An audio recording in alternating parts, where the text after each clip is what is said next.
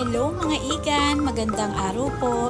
Napadaan na naman po ako sa kanto namin, kaya eto po't napabili ako ng kikiam at chicken balls. Bali meron din po silang tindang hotdog at lumpiang Shanghai.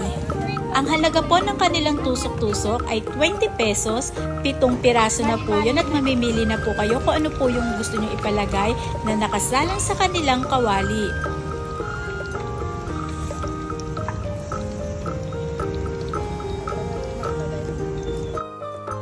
Bumili rin po ako ng kanilang hotdog sandwich overload na kung saan naman talagang napukaw ang atensyon ko sa dami ng cheese sa ibabaw.